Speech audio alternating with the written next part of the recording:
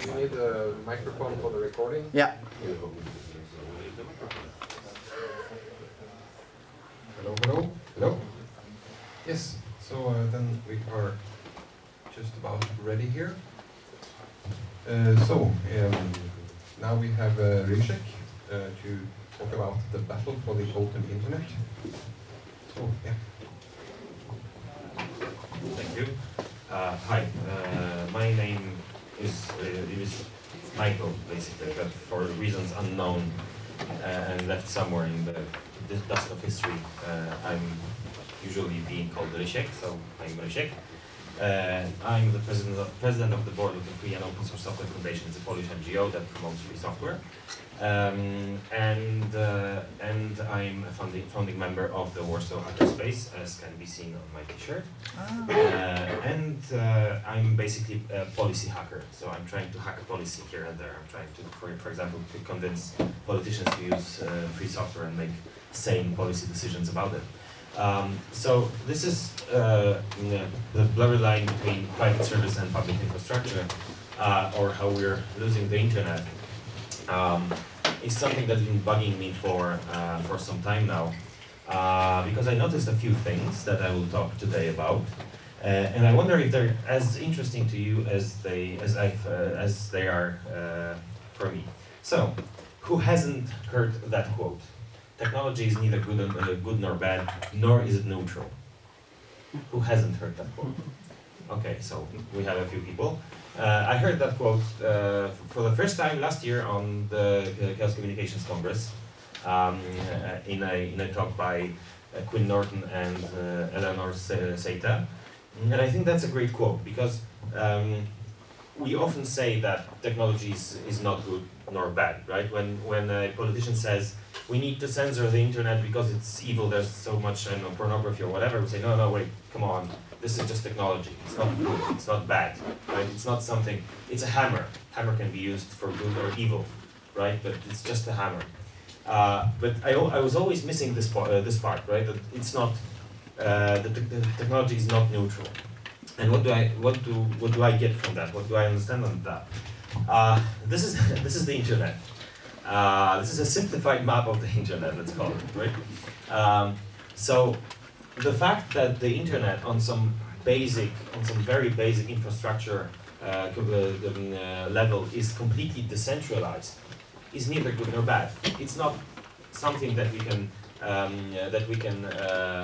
see in terms of morality, right? It's not something that it's morally good that the internet is decentralized. No, it's a decision. It's a technical decision made by technical people faced with some technical, I don't know, difficulties or technical circumstances they wanted the network to work in, right? So they made a simple technical decision, right? But it's not neutral. Who knows that logo?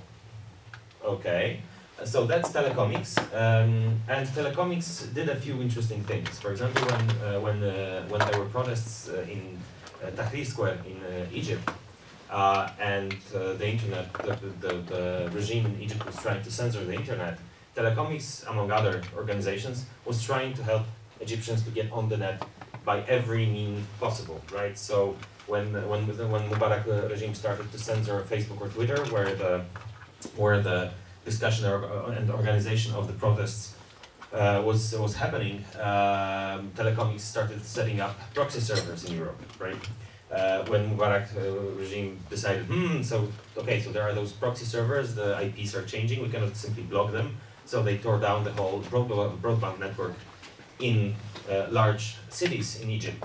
Telecomics found a way and started setting up dial-up servers in Europe. When Mubarak decided, okay, so now we have to turn down the whole telecommunications network.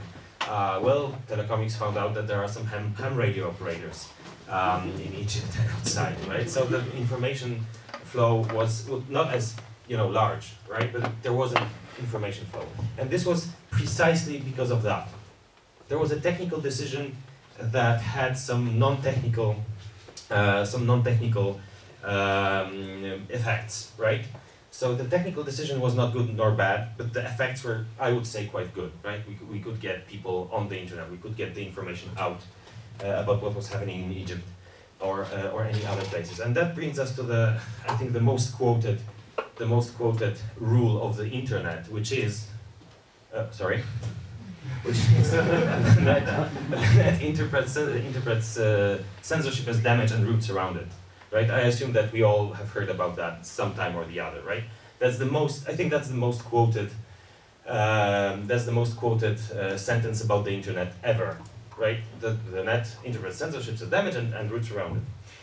Thing is that it's not true anymore. So, Exhibit A. City of London's Police Intellectual Property Crime Unit insists on taking down websites of suspected copyright infringers. What the Police Intellectual Property Unit, or PIPCU, does is they're trying to influence registrars to remove or give them the control over the domains of suspected copyright infringers.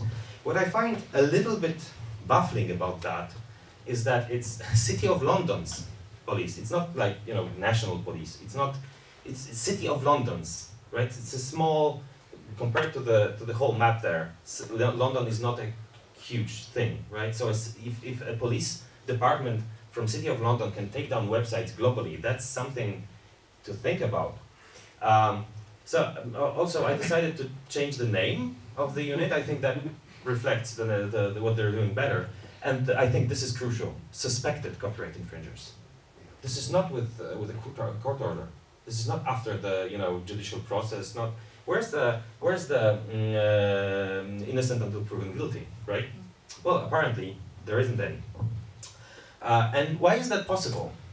Because the domain name system is centralized, right? There's always a registrar, and even if a registrar is not cooperating, I can go to ICANN, right? If I have ways to influence them. So, Exhibit B, Egypt. Why was Mubarak regimes able to censor the internet for Egyptians centrally, like censor, for example, put a filter on Facebook or Twitter? Why were they able to tear down the whole broadband network in Egypt when they wanted to? It's because the network was looked like that, right? There was a single point of failure. There was a single server room or two server rooms, right, under the control, or of which a regime could take control, and then they could just put the filtering or censoring equipment there, or just put the lights out, right? So this is what they did, basically, right? Had the network been decentralized physically on the physical level, also not only on the protocol level, this wouldn't be as easy, right? So obviously there are ways around that. First of all, there's a discussion about ICANN decentralization, the ICANN governance model right now. ICANN is getting a little bit more open and a little bit more, I don't like that word, but I will use it, stakeholders. I don't know what stakes have to do in it with that, but okay. Can have input on ICANN governance and the domain name system governance. There's the discussion about network neutrality, etc., etc. So things are happening. And there's something called FFDN, Federation of Non-Profit ISPs. Just look that up. It's a great initiative in France and starting to spread a little bit outside France.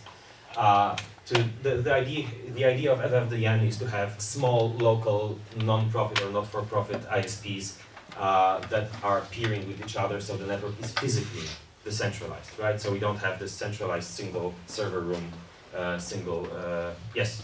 But you still have the big cables under the oceans and between different countries. Yes, of course, but the thing is that it's already a better situation than when you have a single or two IXs in France, for example, or in Poland, where I live, right? Okay, so it seems that we're going in the right direction, only we're not, because there's something called walled gardens. And so I'll illustrate it like that. So this is the internet, right? When you see that picture, probably most of the people in this room, when they see that picture, sorry, it's a little bit blurry, but I think we get the idea. We'll say, oh, that's the internet, right? I've seen that picture a few times, that's the map of the internet, right? But when you ask, well, for example, if you asked a regular person from on the street, or your mom or your dad, or your sibling probably, 8 years ago, this is what they would say. That's the internet, right? I mean, when I'm going on the internet, I'm clicking this on, this is the internet, right? And today, this is the internet, right? If you ask a person that is non-technical, if you ask a non-geek, non-hacker, what's the internet? They'd say, oh, you know, Facebook, Google, Amazon, or whatever it was called, or something like that, right? So basically this. Also, TACMA, Terms and Conditions Might Apply. That's a great movie. Just go online and watch it. It's really worth it.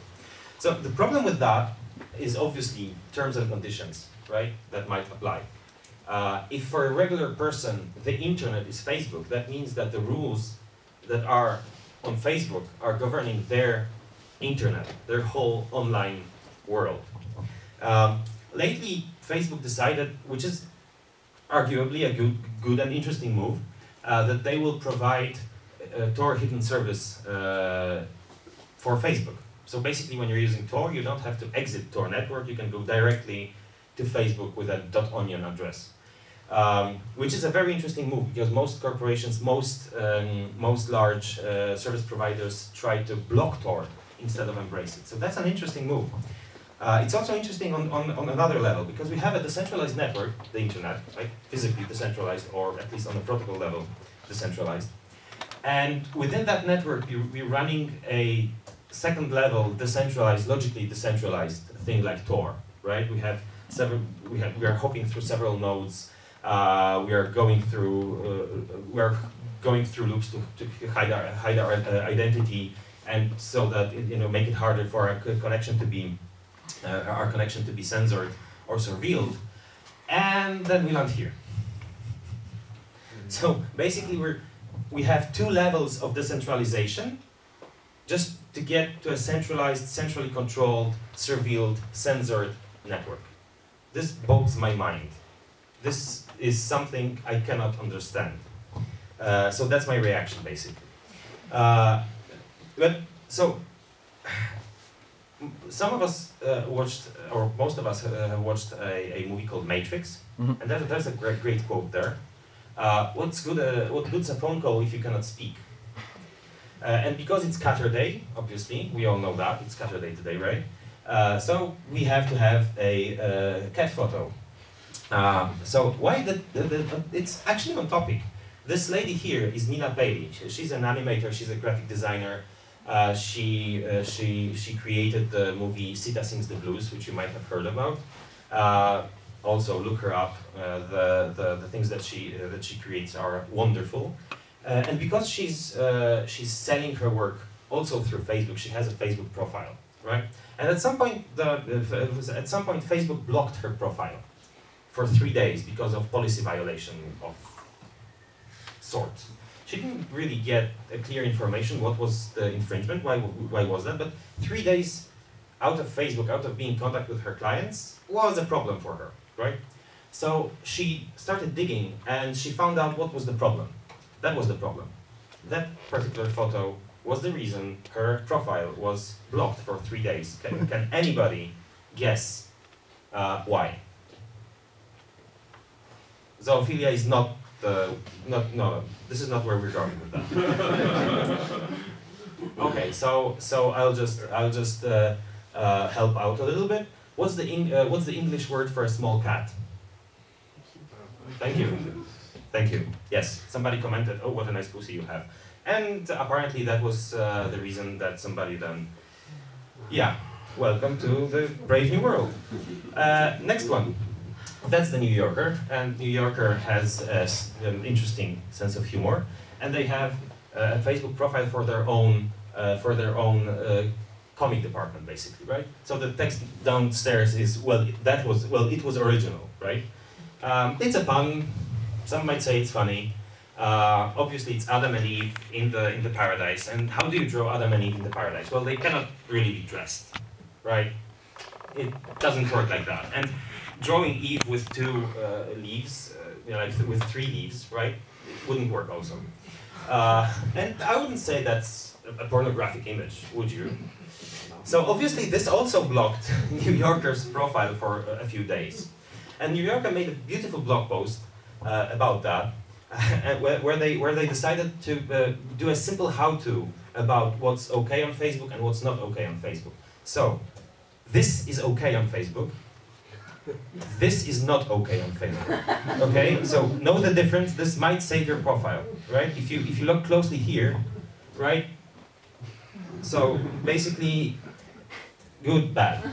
Remember that, okay? This is not easy. This is not easy. I'm trying to spot the difference. I think it's something about the length of the dots. I don't know. But we're having a laugh here. We're having a laugh now. But this is not a laughing matter. This photo caused a profile to get banned, right? Because somebody in Italy decided that they have children to protect. Think of the children, right? This photo, this image got banned. This is the map of casualties in Damascus. I would say this is a pretty important thing, right? When that was happening, it was pretty important to put the information out that people are dying, people are being killed in Damascus. But this got blocked on Facebook. You know why?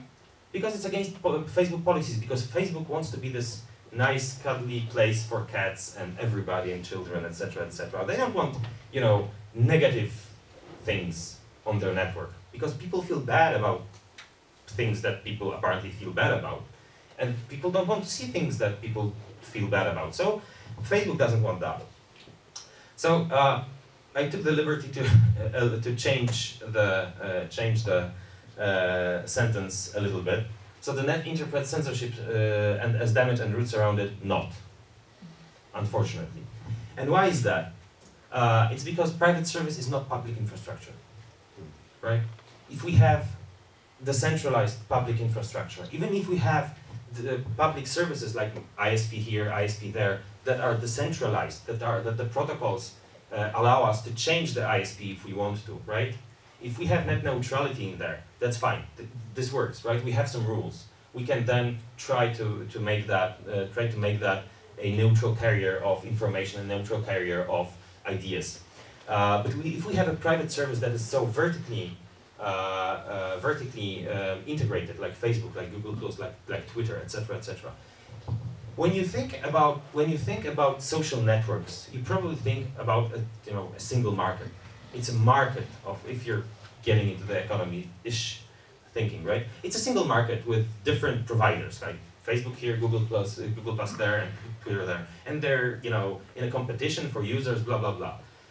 I don't think that's the case, because for a competition to happen, users must have a way to switch networks.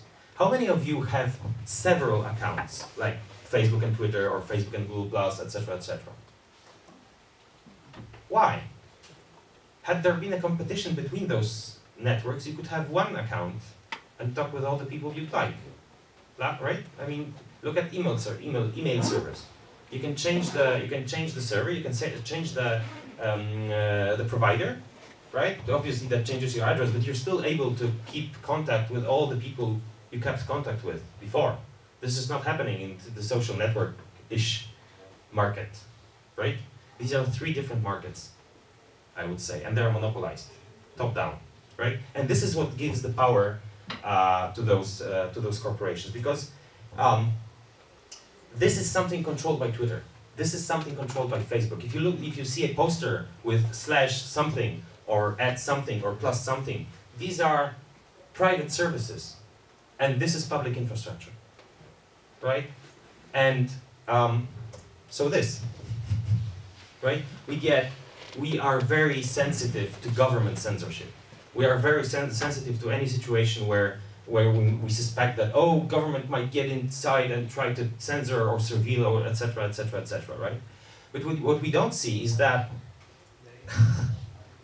this, right? This is censored and surveilled all the time, non-stop, and we cannot do anything about that. There is no voting booth we can go to change the policy, right? There is no way of going out to the streets and changing the policy. Of course, the way that governments work, this is hard. Changing policy is hard. But on the other hand, we had the anti-ACTA protests, right? And we were able to change that. It seemed impossible, but it was possible, right?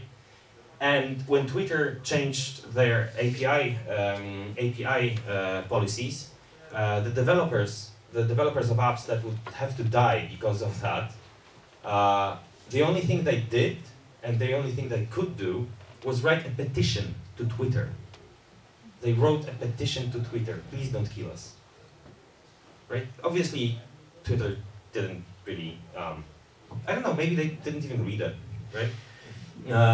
So this also shows how that service, how that infrastructure, which is a private service, is held in a single hand, right? If a single company can just single-handedly, boom, kill off a part of the market also, right? Like that, and the developers are not moving to other networks. Why aren't they moving to other networks? I asked a few developers, why weren't you moving to StatusNet?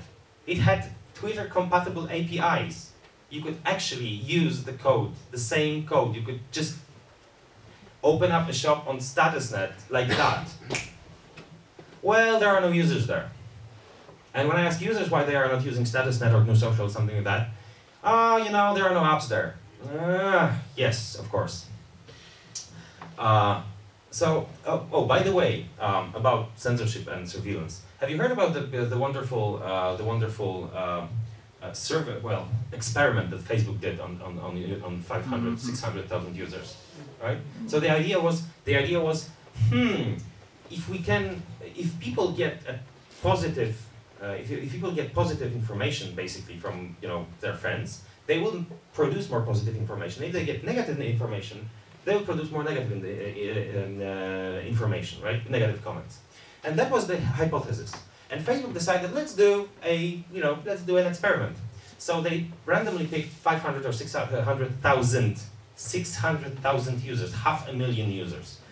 And for half of them, they started you know that they have this algorithm that hides some comments and shows some other comments, right? That not every single comment, not every single post that your friends, if you have a Facebook account, post on their Facebook walls, you will see it, right? There's an algorithm, there's an app for that, there's an algorithm for that. You won't see every single post. The Facebook decides what you see, what you don't see already, because obviously you don't want to see everything, I guess. So they modified this algorithm in two ways. For half of that, so for 250,000 people, they modified it so that it shows a little bit more positive comments, positive posts. I have no idea how they decided that some posts are positive and negative. What was the way to do that? Apparently they have some way to do that. And for the other half, they modified it so that there are more negative posts, negative comments, right? And obviously, the hypothesis was proven, right? The people that got more positive comments also wrote more positive comments, and the other way around. Problem is they didn't ask the users. Users had no idea. Maybe some of those users are in this room. We don't know. We don't have the names. We don't have the information about that. And they published that experiment. They published it publicly. This is some level of we don't even give a flying whatever about public opinion that is just impossible to comprehend for me, right? Okay, so here's my law of unavoidable consequences.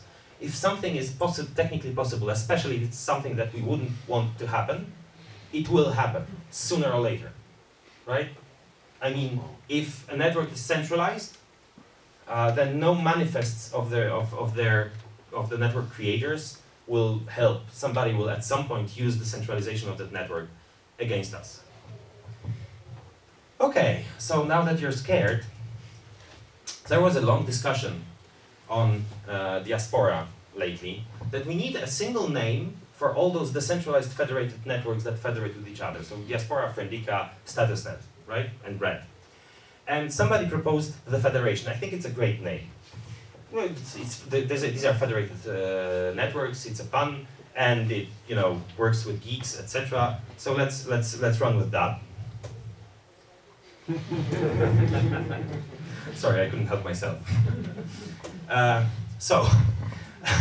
Somebody proposed something like that.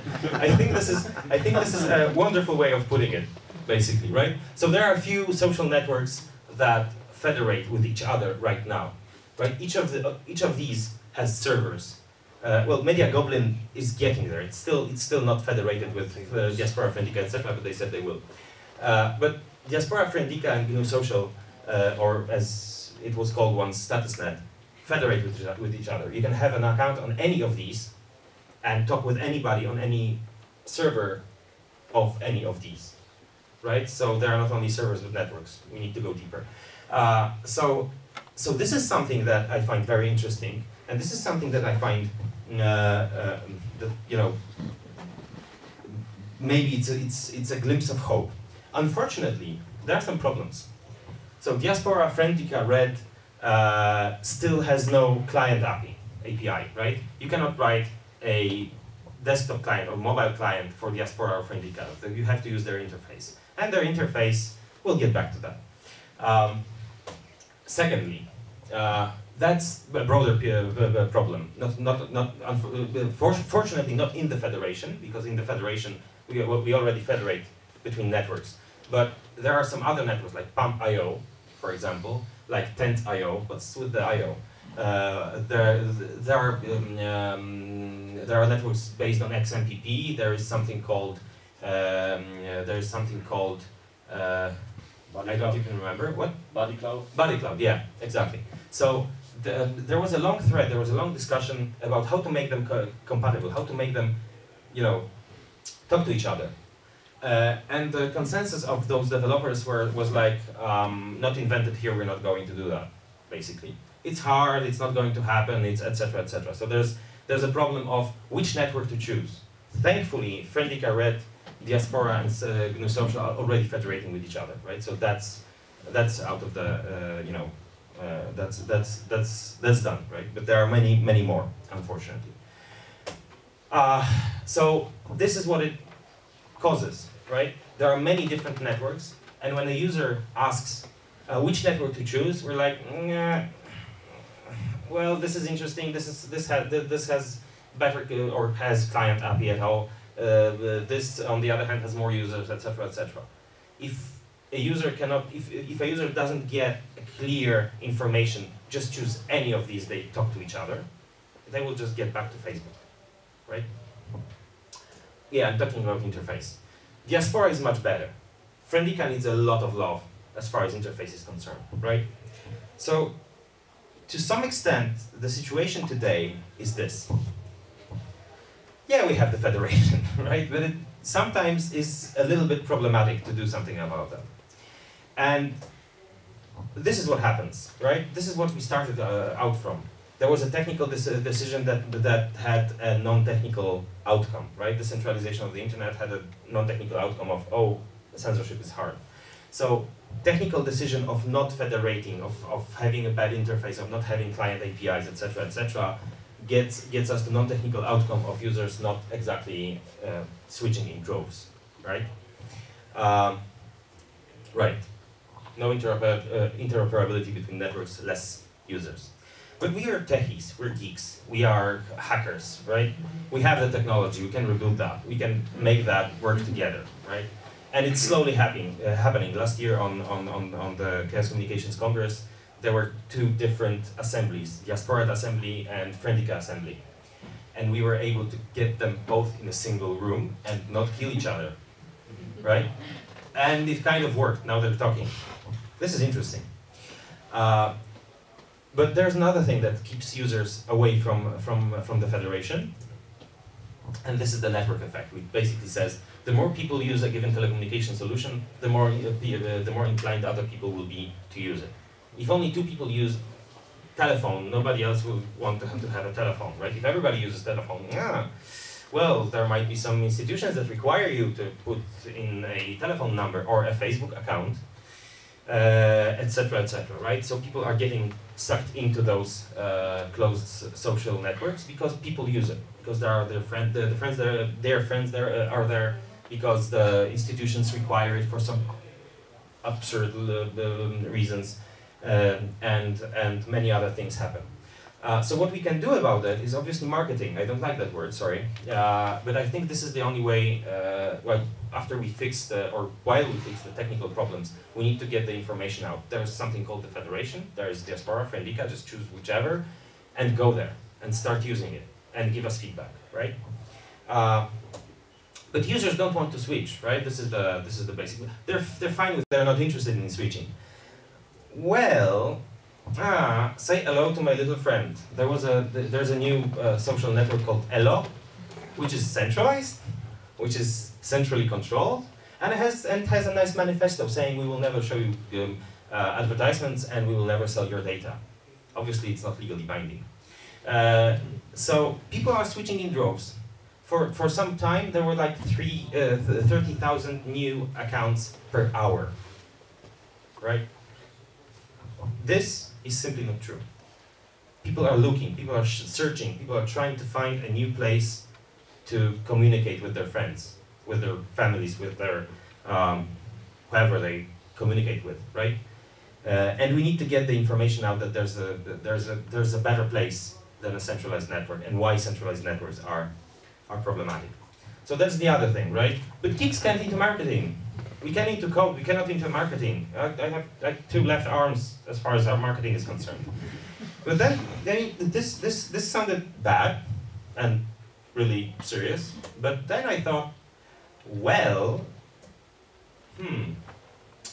we had that once already, right? We had a prevailing solution from a single entity that was really, really bad. If anybody of you was trying to create websites in 2006, oh my God, kill me now.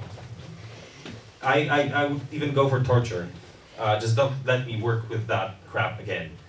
And then Firefox came. I remember I was trying to use Firefox with my bank, bank's website, and it was like, nope. And obviously that was the fault of the bank's website. It was written for IE6, right? So I went to the bank and said, "Listen, guys, this is really sad, and you shouldn't do that. There are standards. You should write your websites according to standards." Yeah, but everybody uses IE6, so why bother, right? 3 years later, IE6 was not able to use that website. Firefox was the situation, right? And Microsoft had to do something about standards compliance. So we were able to do that a few years ago, right? Geeks did that. It worked. So we can try to replicate that, I guess, right? We need to fix the technical problems, but then we should be able to do that. So now, before we can, there's a simple question. Who of you has a Diaspora or Friendica or StatusNet account? Okay, not bad. The rest of you, right? Just join and try to fight the network effect. The more of us on the federation side, the less strong the network effect is, because the network effect is basically saying, I won't move there because there are no friends. I have no friends there. But if you're there, there's already like 40 people less of a problem, right? Less accounts that are already there. You can move and they are your friends. Not everyone, right? But some of them. And people want to use. People want to move. People want to find another place. So I was told that I should leave some time for questions. So I'll do that right now. Come join us. We have cookies. By the way, this is an interesting project also. It's Twister. It's a decentralized Twitter lookalike, let's call it. It's decentralized in a way that there are no servers, right? This is the next step, I think, right? We need to get there. And Twister is still not usable for regular Joes. All the hackers and geeks in this room, I would strongly advise you to look closely at Twister. And in a few years, I think this is the way to go, right? But once we have people in the federation, we can then move them to a serverless environment, because that's already open standards. We can write a layer, we can write a gateway, whatever, right? We cannot do that with Facebook, we cannot do that with Twitter, we cannot do that with Google Plus or Elo. So these are my contact info. Call me maybe. And if anybody has any questions, please do. And there were crickets. Yes? So, I think everybody can hear me. Yeah, but there's a recording or something. Unless you don't want to be recorded. I'm not sharing any NDA or anything. So, disclaimer: I'm working in the Mozilla project, so I like that you mentioned the example. So what we usually say, well, I agree that yes, we did the marketing, but part of the marketing was that Firefox was way better than IE. It wasn't only geeks like claiming that, oh yeah, you should do the standards. I mean, it worked better for the people. People understood that, you know, this has no pop-ups. Yeah, it works, doesn't crash or whatever. So, and what we struggle with now, and for example, like the browser wars, people start switching to Chrome because Chrome was better than Firefox in the past. We are way better now. But anyway, it was a real thing. So my point here is that, yes, we should solve the technical problems and always kind of make sure that we provide the best tech to the people. I mean, saying that, you know, we're federated or yada yada yada, or we use like the best language or the best framework. Yes, okay, it works for us. Doesn't work for your mom, doesn't work for your dad. Has to be like the best network solves a daily problem. And that's how they switch, I guess. And all the added value, it's great and it's added value. But if they want to share a picture and they cannot share it because whatever, the JavaScript is broken, it won't work. That's my, you know, just a thought. Yeah. Thank you. I couldn't agree more. That's why I spend so much time on the problems with those networks. We need to fix them first, right? But I think that we need to move in two tracks. We need to fix the problems and at the same time already try to push for the users, for the information out.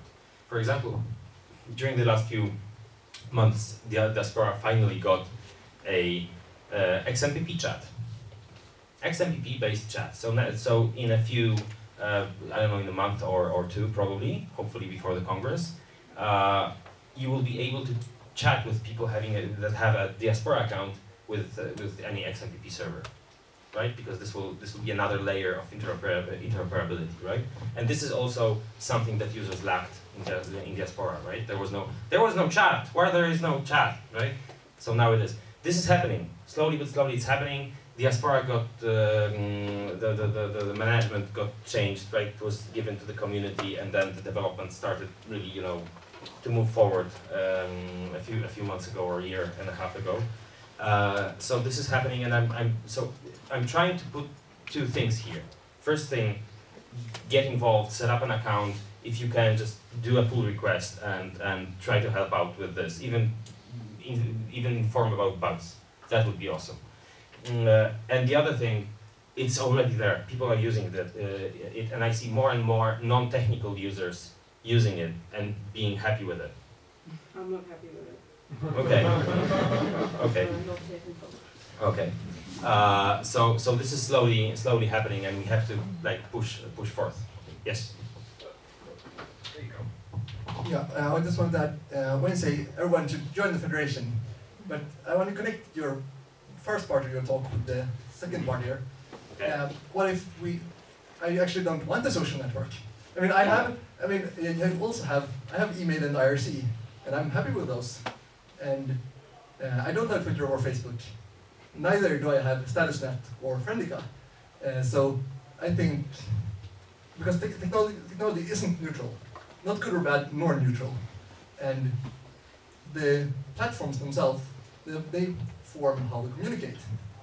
And I've had Twitter for a while, and I had StatusNet for a while, but I don't agree with sort of the idea of what kind of communication it generates, because it isn't neutral. When you have just a feed of lots of 140 characters that forms the conversation in a certain way, it's not neutral. And when I don't want that kind of conversation, then I don't use Twitter nor StatusNet. It doesn't help if it's federated. And I think you should, to your federated list of social media, you should add email. Yes. We have it, it works, it's great. Though dependent on DNS, but what isn't? Yes. So obviously there was a hidden part of that. statement here if you use social networks at all. Right? Obviously, this is not to say that if you're not using social networks at all, you should join Diaspora right now. No, obviously not. If you don't use that kind of tool, if you don't need that kind of tool, obviously this is not going to happen, right? But if you use social networks at all, you should at least consider it. You should at least, poke with it. You should at least look at it. And as far as email is concerned, Friendica puts a lot of effort into being email compatible, so that people that so you can this will sound crazy. You can actually connect an email account, an email friend, so that when you post something on Friendica, an email gets sent to the friend, and when friend replies to that email, that gets as a comment into your Friendica feed, right? So they're also doing that. So this is also an interesting way of having interoperability and not pushing people to use a tool that they don't want to use. Yes? There you go. So my question is maybe a bit tied into the marketing part. I work as a user experience designer, so I'm more onto that Can side. you use the microphone? Yeah, is it closer? So now you have these 4 different social networks, and you're trying to set them up into the federation. Yeah. How do you see the future of that? Do you see it turning from, let's say,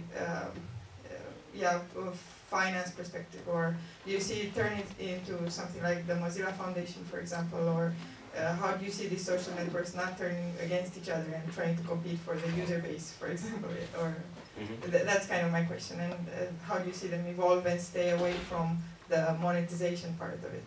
Okay. So, first of all, I'm not the chancellor of the federation or whatever. I'm just a guy that thought that this is a very interesting take on the problem, right?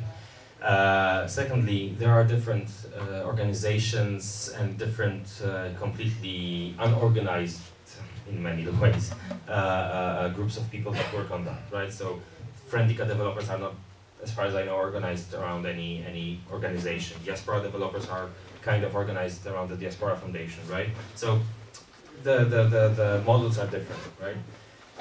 And because I would say that the best outcome of that would be if people started using the words the federation or federation, just the one word, just in the same way they use email, right? Do you have an email account?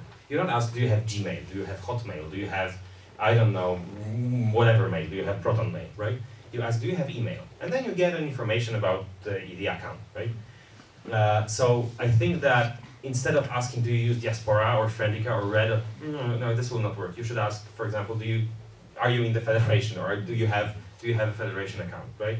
This is obviously something that just started. I mean, the thread about federation, the thread that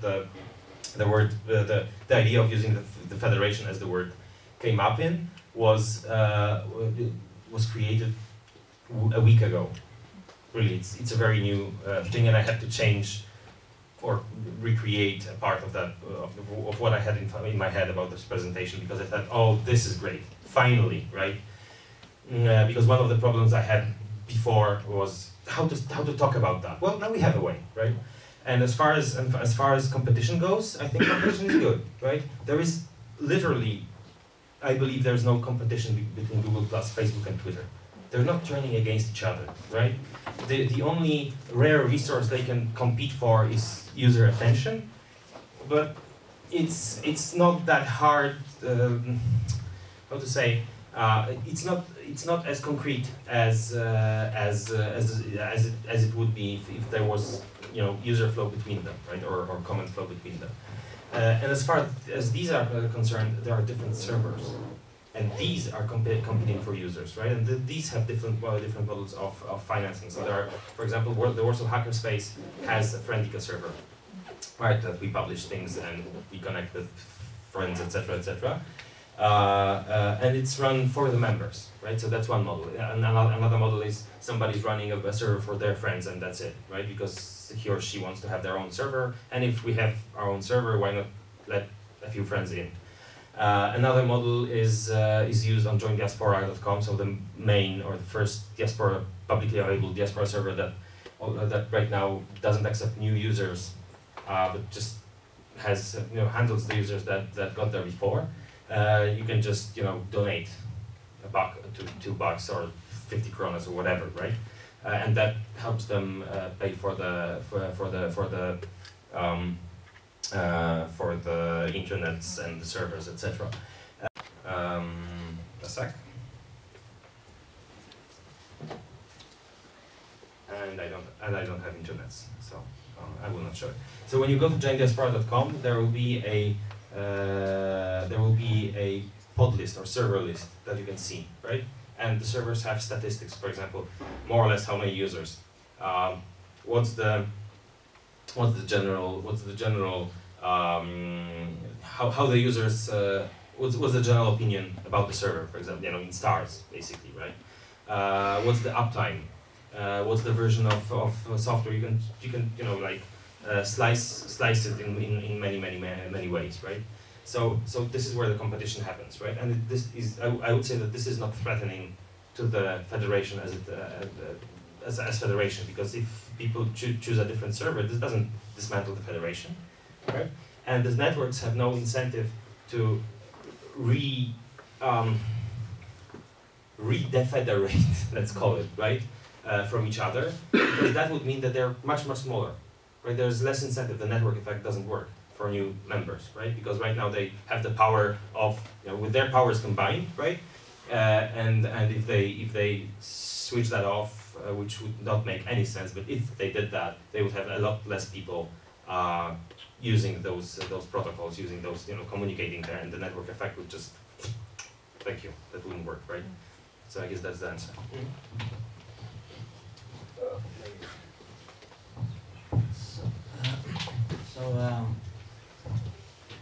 Why would you waste time on working on these federations and not on the distributed social media, which you already mentioned that it will be the future?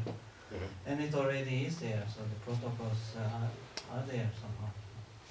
And then the model, the marketing model and the business model will be the same as with email. So you can post your own email, you can go to some email provider and so on.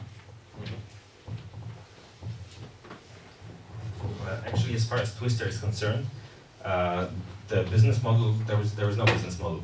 There are no servers, so there is no hosting. And if you want to think about Twister, you have to think in the areas of BitTorrent or Bitcoin. There are no servers, so probably there will be something like I can set up a Twister instance and serve that instance to users that they don't want to have it on their own computers, right? But that's not required. You could just have it, as a client app on your laptop. And the answer is that Twister is still not ready for the prime time. I cannot go to regular users and say use Twister. Oh, no worries. You just go to GitHub, do a pull request. Pull the code, compile it. Just remember that you have to use these flags and not these flags. It's in the docs. There is still that you have to use these flags. Forget about that. That was a month ago. And etc. It's really usable. It's very nice. It's a nice interface, and I think I can show that because I have it running locally, of course. But it's not end user ready. Let's call it, right?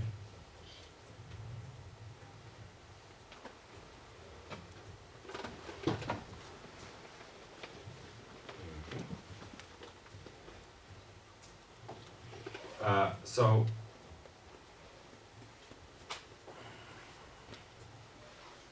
We won't see any posts right now because we don't have internet connection. Do you want internet connection for?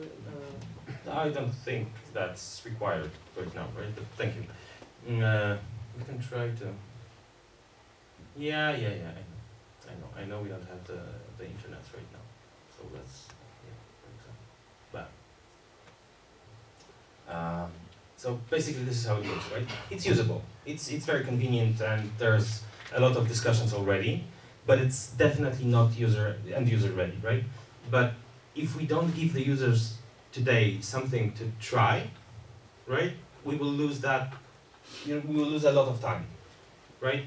And I think that moving people to the federation is compatible with working on Twister and then having them slowly move to the more to a completely decentralized network. Because as I said, they can cooperate. They can have a layer of compatibility, right? So if we move people today out of Facebook, then that effort won't be lost because we can just make a gateway and boom, right? We cannot do that with Facebook and Twitter. Yes. If there are no, there you go. 5 minutes. If there are no servers, how do you bootstrap the initial connection to the network? Okay. So now we're in technical land. I'm not a Twister developer per se. I'm a Twister user and I'm trying to do things with the interface. But basically it's based on DHT and on the Bitcoin protocol for the ownership of nicknames. Yeah, but you don't still need the bootstrap to find the initial network then. I think we should talk about that later. Yeah. Because, yeah. Okay, anybody else? Okay, thank you very much. Join the federation.